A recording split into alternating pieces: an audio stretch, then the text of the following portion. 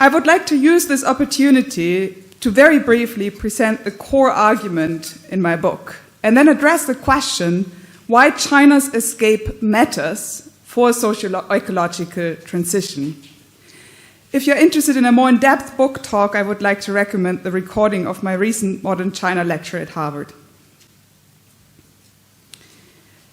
My book is really a book about the 1980s. I'm thinking of the 1980s as a crossroads in the global economy. It is the beginning of China's economic convergence with the West, but this was a convergence in terms of its economic weight in the global economy, which did not come along with a wholesale institutional assimilation, even though China deeply marketized. And I think that this tension between China's deep integration into the global economy without wholesale assimilation in many ways defines the present moment. It was also the beginning of a divergence between Russia's fall and China's rise, which can be linked to the difference in approaches to market reforms. Of course, it cannot be reduced to a policy choice. It was a very complex historical process. Nevertheless, this policy choice mattered. If we take the arguably crude measure of shares of world GDP in percentage from 1820 to 2008, we can see that for the part of the US and Europe, it's a picture of a rapid rise since the 19th century, followed by stagnation and what looks more and more like a slow decline. For China, the picture is very different. It's a picture of fall and then rise. The USSR falls more into the pattern of the US and Europe, however, with a much, much sharper decline. In this process, the 1980s is the turning point, and this is why I'm saying I think we can think of the 1980s as a crossroads in the global economy and in recent history.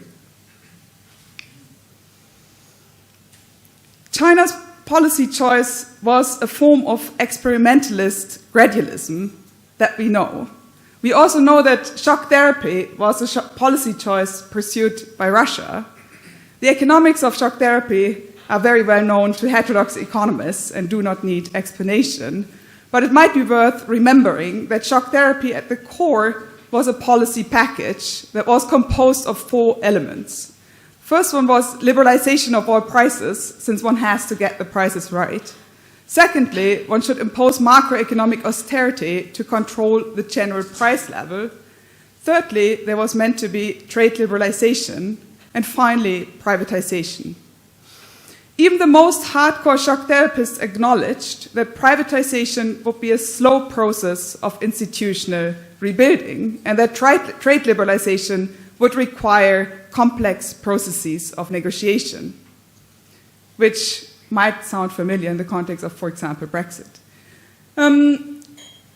Therefore, the shocking element of shock therapy was really a big bang in price reform, complemented with macroeconomic austerity. So the question that I'm addressing in the book is, if this was a Russian approach, and we know the economics of the Russian approach, we know that China pursued experimentalist gradualism, but we hardly know anything about the economics of China's reform, then what are the intellectual foundations of China's reform approach that resulted in China's rise and helped it to escape the fate of the USSR? Let me take you back to the 1970s. In the 1970s, as pretty much all the people that I interviewed from China and from outside of China emphasized, there was a great urge for reform. The question was not really whether to reform or not to reform, but how to reform. The People's Daily, already on October 2nd, 1949, stated on the ambition of the revolution that it was to gradually change this backward agricultural country into a civilized and progressive industrial one. Of course, the revolution was always about much more than economic development, but it was also about China's catching up. We have to remember that in the 1970s, China was still a very poor country. In 1980, China's GDP per capita was less than that of Sudan or Haiti. In fact, at that time, China was looking up to Latin America, in particular Brazil, in the 1980s, thinking of it as a successful kind of development. In the 1970s, the Cultural Revolution had just come to a close. During the Cultural Revolution, the idea was that politics should be in command. Economic development was seen as a derivative of ever more revolutionary social relations of production, where the attempt was to build a needs-oriented economy, and this attempt ultimately failed. When Mao died in 1976, his designated heir Hua Guofeng took over. He launched a last attempt at Soviet-style big push industrialization, which this time was meant to be fueled by imports of foreign technology. However, this too failed when China came to the verge of foreign indebtedness. In this context, in 1978, Chen Yun, who is generally acknowledged as one of the architects of the early Chinese reforms, tells the Communist Party Work Conference, "It has been almost 30 years since the founding of the People's Republic of China, but there are still beggars. How can this be the case? If this problem of having enough to eat is not solved, the peasants might rise in rebellion and be led to the cities by local party leaders demanding food." In this context, China underwent a reorientation from a needs-oriented approach to an approach that emphasized economic efficiency and progress and set a priority of economic development above all else. In this context, there was also a deep ideological reorientation where Chinese economists and party leaders started to argue that China was in a primary stage of socialism in which the development of the forces of production had to be the most important task to be achieved. In this context, China should be making up lessons from capitalism in order to catch up and lay the foundations for a more socialist future. In the context of making up lessons from capitalism, it was early on acknowledged that more markets should be introduced into China's economy. Already in 1979, Deng Xiaoping stated to a foreign journalist, saying that the market is limited to capitalism is wrong. Why can't socialism practice market economics? But the question was how to introduce market mechanisms into a command economy. The introduction of market mechanisms started from the countryside. Basically, what happened was that after producing their share in the national grain quota, households were left to produce for the market, which resulted in the emergence of peripheral market relations, which were linked to the national grain market through state commerce. This also meant that the core of the quota-based planned national grain system was left in place, so that what the new system that emerged was a dual track that included a market in the periphery and a plan at the core. The question was then, how could market mechanisms also be introduced into the urban industrial core of China's economy? The pre-reform economy was broadly speaking organized based on the idea of one national workshop, where each production unit was assigned inputs by the plan and had to deliver outputs as commanded by the plan.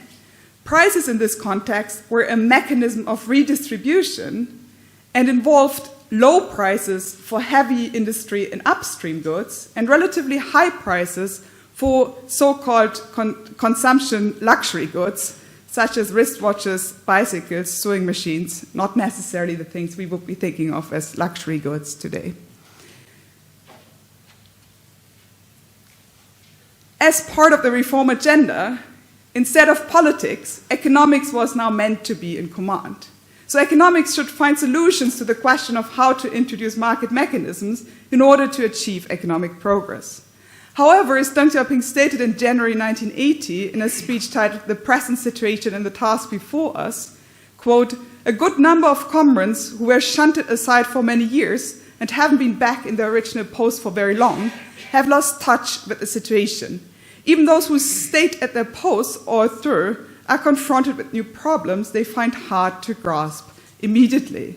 Economics as an academic discipline had been basically shut down during the Cultural Revolution. Economists had been sent to the countryside, in some cases to some sort of labor camps, and there was no economics to speak of.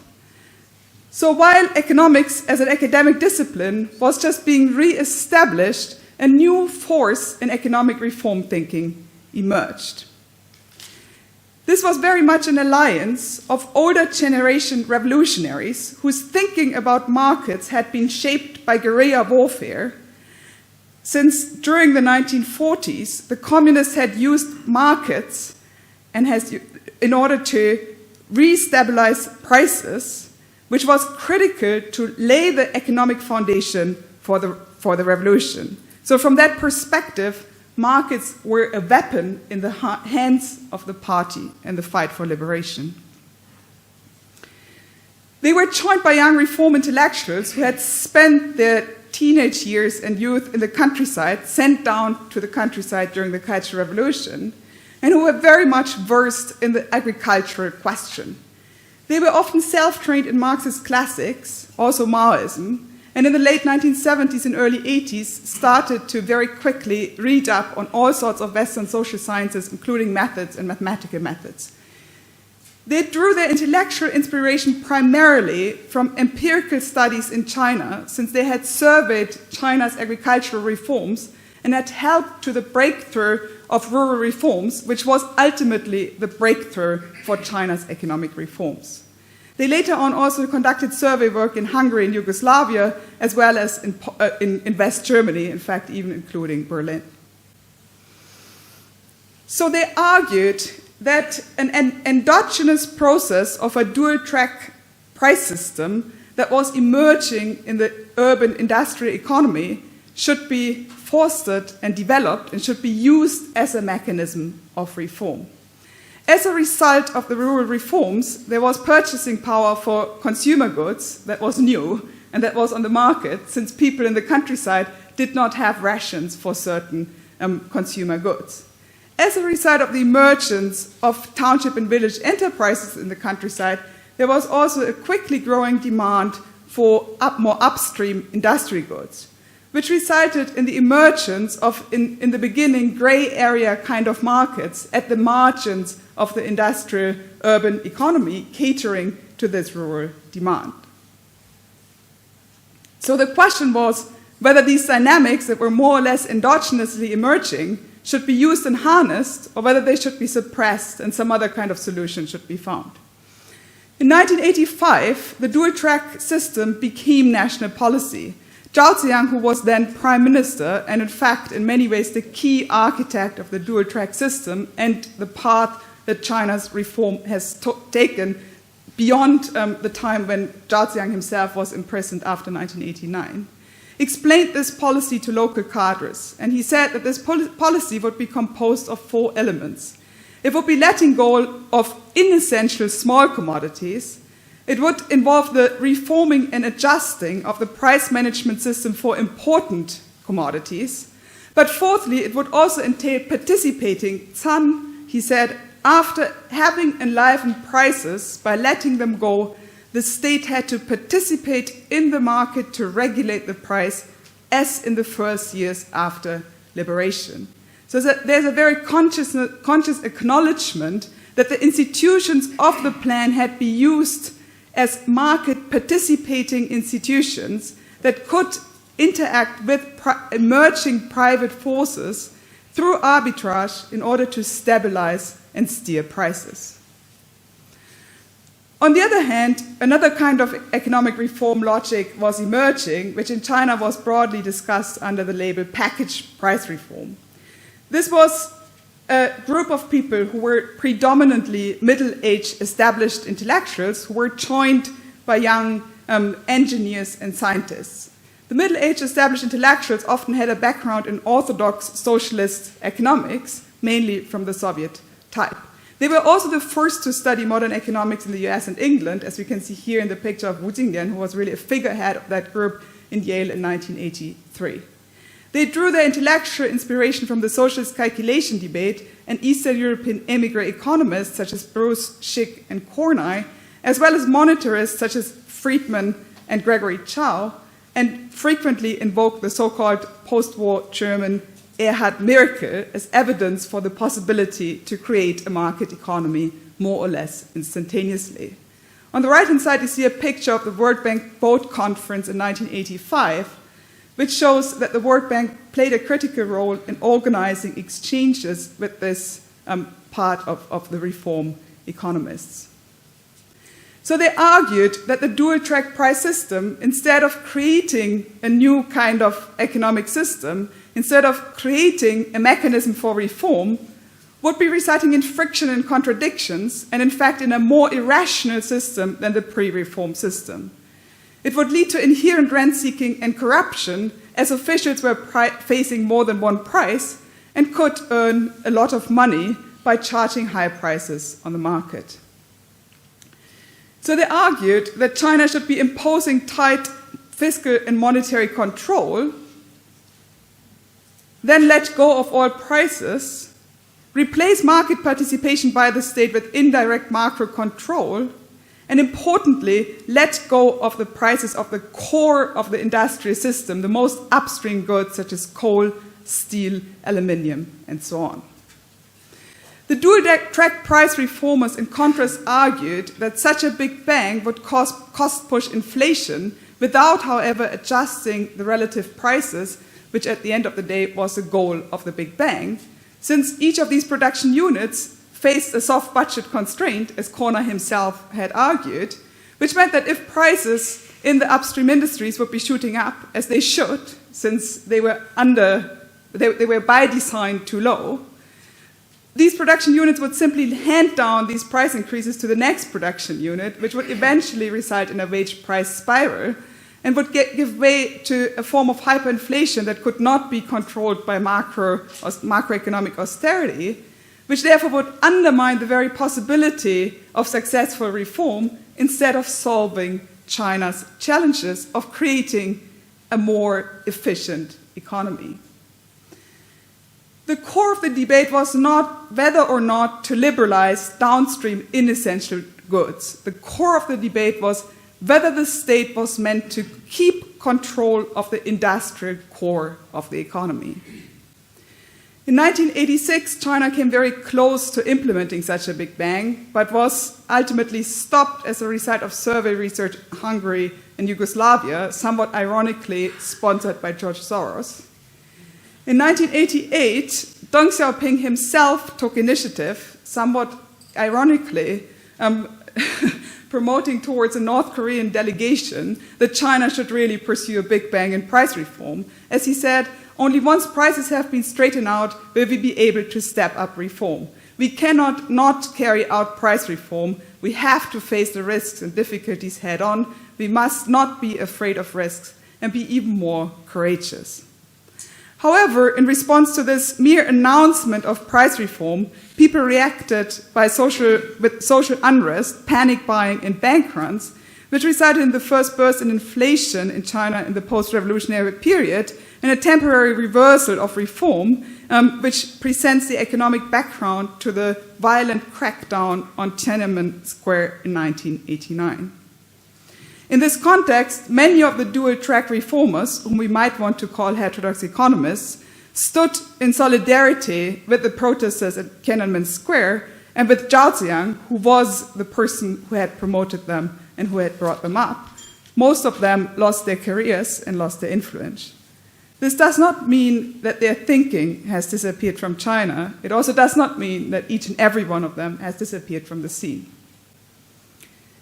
So why would all of this matter for a socio-ecological transition? Why would I be telling you the tale of 1980s China when the topic of today's conference is socio-ecological transition? China escaped shock therapy but it escaped shock therapy in the context of an attempt of making up lessons from capitalism, which brought in the full logic of capitalist growth.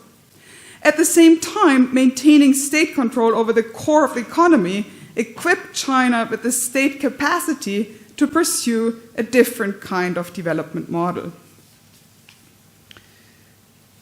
To briefly elaborate this connection between China's economic reform debates and the question of socio-ecological transition, I would like to highlight one person. And this person is Deng Yingtao, who's here in this picture on the left-hand side, together with Wang Xiaoqiang, who was one of the key proponents of the dual-track price reform in the 1980s.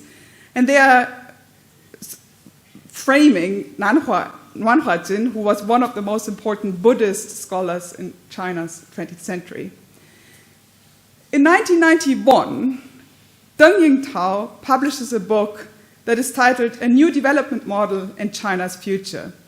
This book was translated into English and published in 2012.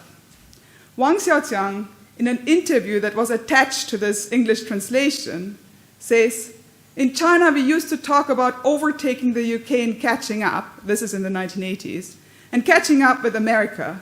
But there you were, insisting that there is no overtaking, no catching up. We can't do what the West does. You were a very lonely voice amid all the hype of reform." And Deng Yingtao responds, "I started thinking then that modernization should not be the same as westernization. So is there another model, a mode of resources, production, and lifestyle which would allow the many to modernize, not just the few? The classic model of Western modernization is, I modernize, you don't. We can't choose that model, since China, at the end of the day, is 1/5 of the world population." He calls the model of Western modernization that of the fly, and compares it with that is required for China, which is an economic model for an elephant. If you look at the beginning of modern growth, this famous graph that probably many of you have seen, possibly even from your undergraduate teaching, I'm taking this from the core project, we can see that with the onset of the Industrial Revolution, the relatively small countries that were the winners of the Industrial Revolution forged ahead through exploitation of vast amounts of the Earth's limited resources, as Deng Yingtao argues. This was possible because they were relatively small countries. But this is not possible for China. And then he starts making fairly complicated calculation to show that even get to per capita levels lower than that of the US in 1970, this is written in 1991, China would require more than the world's available fossil fuels and other limited resources. This is like an elephant trying to jump or fly like a fly. In fact, China's energy intensity per GDP declined since the 1980s, but this was a result of its enormously rapid growth. Its energy demand per person increased rapidly. And it is only now that China is at a turning point where the voices of the type of Deng Yingtao are starting to be heard more loudly. It remains to be seen whether the visions of Deng Yingtao stand to have a success. The new development model that Deng Yingtao is arguing for is based on the ancient concept in China of a circular development or circular flow from the mulberry tree that feeds the silkworms, where the silkworms' fezes feed the fish, and the fish's poo helps to feed the mulberry tree, so that you get a virtuous circle that is sustainable and self-sufficient. In fact, this practice has continuously been in use for 2,500 years in one region in China. Deng Yingtao argues that this same logic should be applied to what he calls China's paralyzed giant. 90% of people in economic activity in China are in the east, on the right-hand side of this red line. Most of the mineral resources are in the west. This is the basic challenge for China's development and has been for a very long time. Deng Yingtao argues, I'm sure that as long as a few developed countries continue to dominate the world's oil resources, as long as there's no change in the global power structure, the Chinese people will have to undertake major hydrological engineering projects in Western China if they want to modernize. What he proposes is to use wind power to pump water from the southeast to the northwest, where water can at the same time serve as a form of storage for energy, so that this becomes a self-sufficient kind of cycle, as he argues, similar to the mulberry silkworm fish mud cycle. In this project, Dong Yingtao collaborated with a man called Lin Yishan, who lived from 1911 to 2007, almost 100 years. He was a comrade already in 1946, before the revolution, when the project of pumping water from the southeast to the northwest was already on the minds of Mao and his revolutionary comrades. He writes, the irrigation system at Dujiangyan was a rolling project too. He now takes us back to ancient times. There was no complete plan before the work started, but Li Bing and his son built a system that has watered the Chengdu Plain for 2,000 years. The Grand Canal was also a rolling project, after generations of work finally forming the continuous north-south link. The Great Wall was the same. The resilience of the Chinese, and this should not be race but people, this is a wrong translation, lies in these huge projects. Great walls built over thousands of years. Dynasties rose and fell, generation after generation after generation went by, and they were still working at it. And the entire process of construction was driven by need. Wherever the problems were most urgent, they would build, then gradually extend and expand until finally the full edifice was complete. So in some sense, a vision of gradualist development with a very long-term project of creating a sustainable kind of Chinese economy has been around since 1991. It remains to be seen what will become of it. I think the question that emerges from this is what can be an economic model for a socio-ecological transition that works for the many, not only for China, but really the many of this work. It is fairly clear that such a socio-ecological transition cannot be possible without international cooperation, and this international cooperation must involve the many, must involve China. Thank you very much for your attention.